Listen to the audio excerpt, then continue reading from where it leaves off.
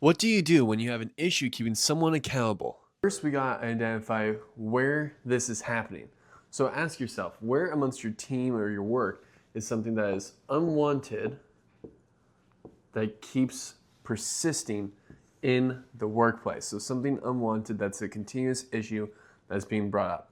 This could be whether it's with yourself, whether it's with someone else in your family, your home life, friends, and of course, coworkers. Something that's not workable or an issue or a problem that you may have is always tied back to a lack of integrity. So there's a lack of integrity somewhere, whether that is in the case of a broken promise, agreement, or otherwise mutual understanding between you and someone else. Ask yourself, was the promise verbal? So did you actually have a verbal agreement? Did you have a written agreement? Third, but not last, was there follow-up? So was there follow-up? You may be dealing with people who are not being accountable. They may be good workers, but there's just that last little bit that they're not doing quite right. So how do you fix that? Now, going straight into it, if you have the verbal, so you have spoken it before and you keep reminding them verbally, as someone who had two different managers, one of my managers was great because he always checked in with me, not just verbally in terms of what we agreed to, but also verbally in terms of how he could support me. So he kept facilitating a verbal relationship with that person so that he was in the know-how. Okay, that's the first thing you want to check off. If you're just asking someone to do something, that's not necessarily going to cut it because you also need to maintain the connection wherewithal. And you may be asking yourself, how do I do that without being, a micromanager?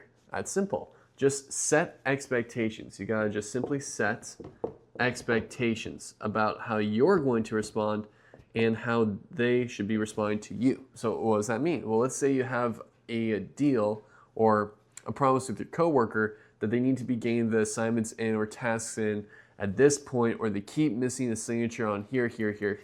A verbal is remind them like, hey, for this next report, can you please make sure they do this? Yeah? Okay, great.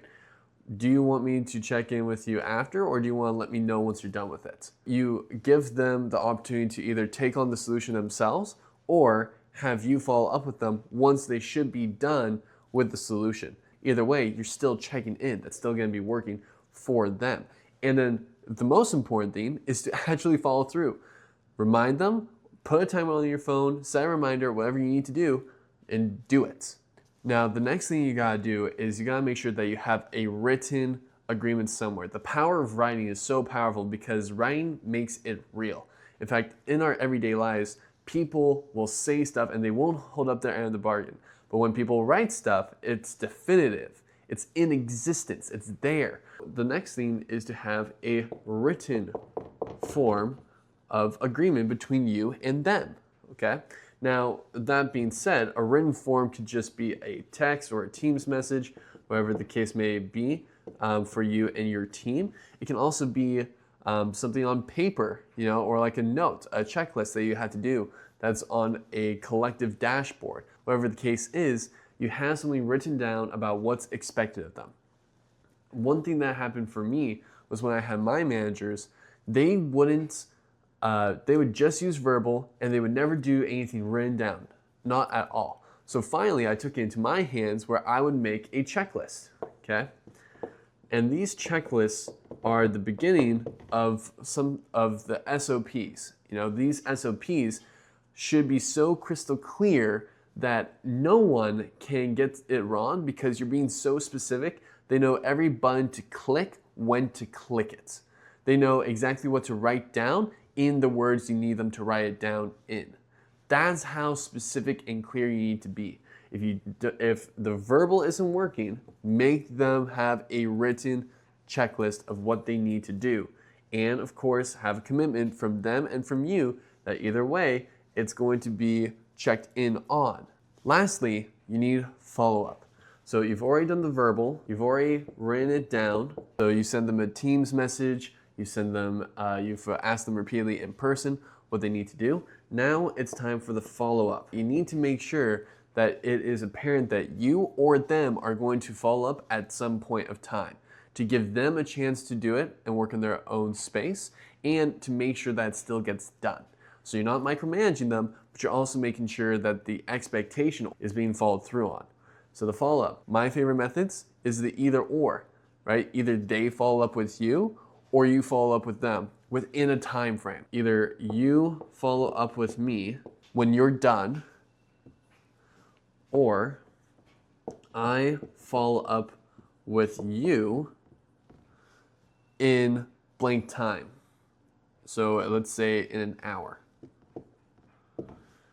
What you gotta do is, if they agree to either one of these, you have to ask, is there anything you need from me before we reconvene, before we meet up again, before you or I follow up? And if they say no, ask them again, are you sure? Because it's not a bother to me to make sure that this gets done in the way it needs to get done if it means I need to help you out with something a little bit more, or if you need a little bit more support. No? Okay, great. Boom, checked it off. Lastly, you must follow through. Make sure that you do follow up in the time you say, in the manner you say it's going to be done.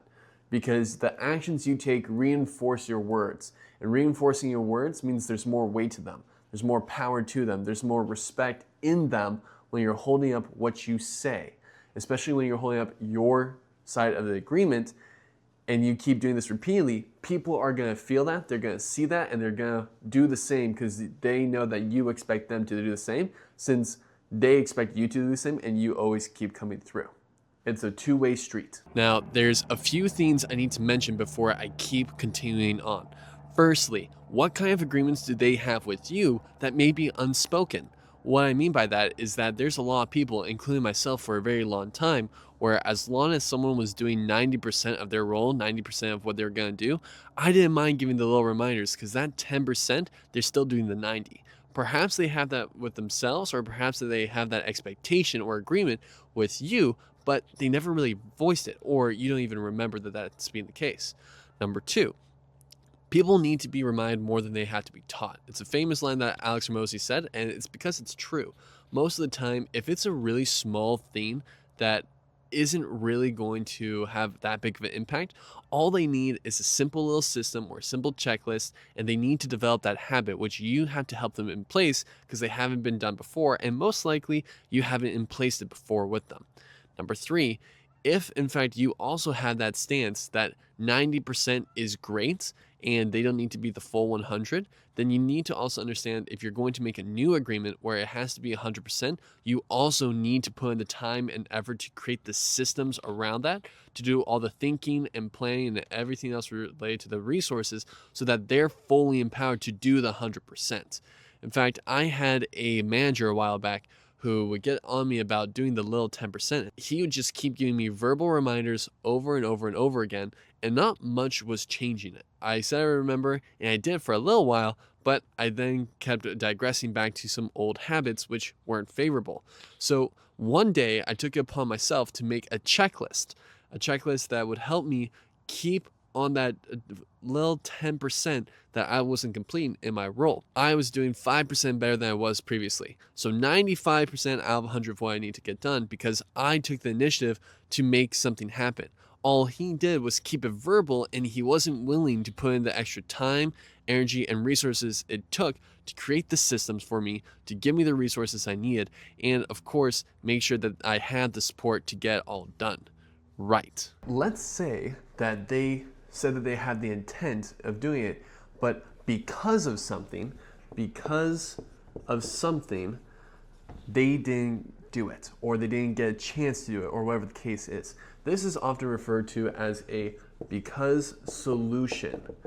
And the reason why this doesn't work well is because they are having something else be the cause of why it's not getting done. Because I had no time. Because I had another assignment. All these things, even though it may seem valid, is again deferring the solution to why it's not getting done to something else. That leaves the question, how do you actually deal with this when it is coming up? When you work with someone that has these because solutions, you need to understand that most of the time people will justify these solutions for them. They'll say, okay, just make sure to get it done. Or, okay, I understand that, but I still need you to do this. Either way you're doing it is not really effective because you're directing them. You're not letting them have their own leadership. You're not actually engaging them in being part of the solution. And you're doing the Band-Aid fix over a big wound. There's going to be a compounding effect, a negative compounding effect to justifying these because solutions. And there's also a negative compounding effect to dismissing the cause of why this is happening. First scenario, you're justifying it. So, okay, get it done. That's not the case about what you need to do and how it needs to be handled. So in the future, they are empowered to actually lead themselves. Let's say someone's late to work and they say it's because of construction. So because construction. A lot of people say, okay, please make sure that you come in on time next time. Very shallow way to address it. And people usually do a Band-Aid fix, you might as well do the whole fix right then and there. So instead of, okay, get it done, or okay, just be here on time, next time ask, how long is construction there for? How long is it there for? They're gonna be like, I don't know. It's because it's not a priority for them to find out. But now we're associating what is a priority, and it is a priority for you and for them to get there on time. And so now you're associating it with the priority. Can you take an alternate route? Can you take an alternate route? Well, yes, I can. I'm going to be more late though if I just go through the construction more times than not. Fair enough. So then set the new expectation. So set new expectation for the duration of time. That expectation being, okay, so for this week or until construction ends, can you please give me a heads up? And that way we all know as a collective that you're going to be late from this point to this point because of the construction itself. So now you're just demystifying the because solution. So because construction, I can't be here on time, or this is why I'm here on time, to, hey, since construction's happening, we're going to, like, I know it takes me this long to go through construction. I have an alternate route planned, and now the expectation is I'm gonna let you guys know that I'm gonna be late until it ends. The last thing you need to make sure you do as a leader is have a proper follow-up time. Really follow up and follow through on this new process. So if you set the expectation for them to do something, you must also set the timeline for them to do it in. Hey, you don't know when construction is? Okay, can you ask either today or tomorrow and get back to me by this Friday or by tomorrow?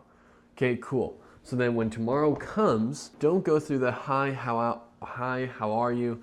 Was your night good? Don't go through the pleasantries, because both of you know that's not really what you're there for anyways. Just be straightforward. Say, hey, did you figure out when the construction's gonna end? And they give the certain time. Now, when they have the route, or when the due date is coming in terms of the construction, either the project ending or perhaps on a checkpoint where you guys both discuss that you're going to check it in to make sure that the alternate route's working or anything else that may come up, set a reminder on your phone, put it in your calendar, and go straight into the business. Don't worry about the pleasantries, because either you or them are holding back your true authentic selves, since you're not dealing with this thing that needs to be addressed first, or at least you as a leader. Perhaps they're perfectly content with it, since you know though that that's something you both agreed to. As someone who is the cause of the matter for their word, as someone who's in integrity, you must make sure that you get that out of the way so you can be your true authentic self and be powerful and empowering when you're leading someone. And you can't do that if you're shortchanging the interaction because you're trying to be pleasant or polite. The second thing to go over is the other way people usually deal with this. And it's, I don't care, get it done. Often a leader will say this in some kind of regard, whether it's, I don't care, get it done, okay, that doesn't matter, this result needs to happen, blah, blah, blah.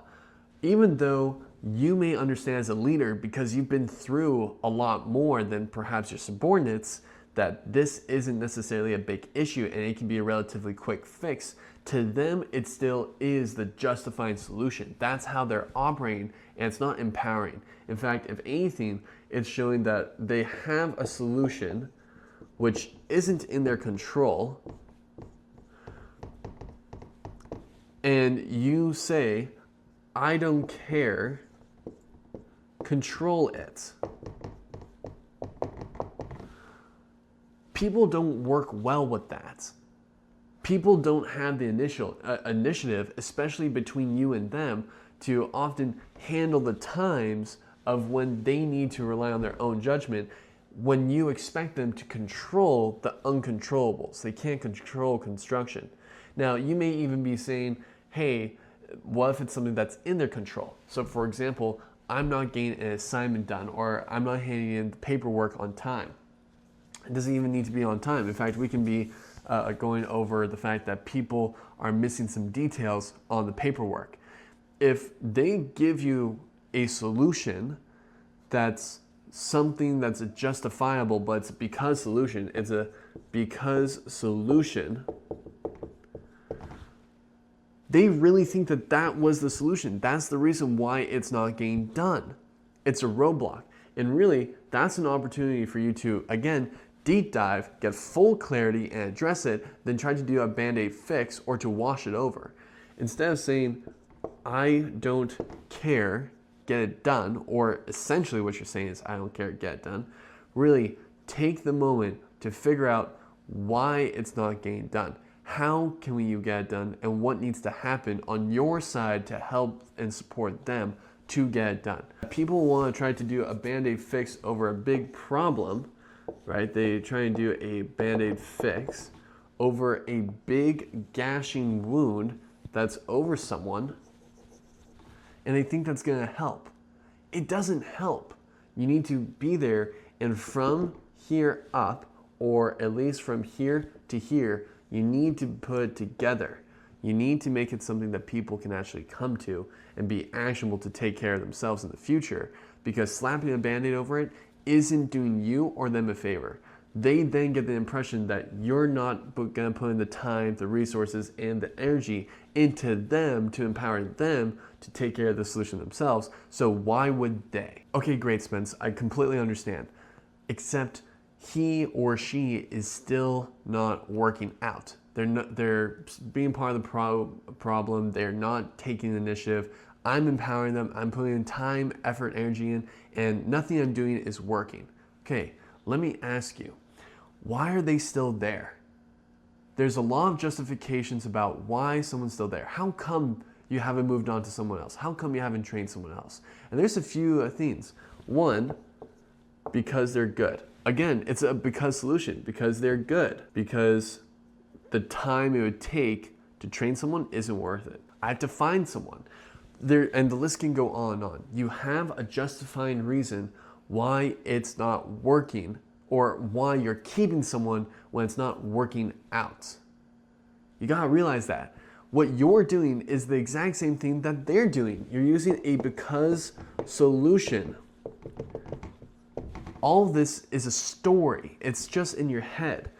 Unworkability, so something's unworkable, plus a story you tell yourself about why it's gonna work, does not equal workability. It doesn't mean it's gonna work. Something that's unworkable plus a story does not mean it's gonna work. Your justified reason is because I have to find someone. That's not working for the solution. This guy sucks, she sucks, he sucks, or they're not holding up their part of the bargain when I'm doing everything I can to. And when someone asks you the obvious question, why haven't you fired them yet? And you give one of these, you need to recognize that's a because solution. It's the exact same thing you're trying to deal with them, and yet you're not dealing with yourself. So the only thing you can do is take out the story and work with your integrity. Be accountable to what your duties are as the leader or as the manager. In this case, when you go through that and you take actions to make that result so that these stories are no longer justified, then you have something that's not a because solution, you have a solutionable action you can take. This means unworkability plus integrity equals workability. That's it. So that's how you deal with people to make sure that they are accountable. And if you have any other questions, please comment down below. Otherwise, subscribe, and I'll see you in the next video.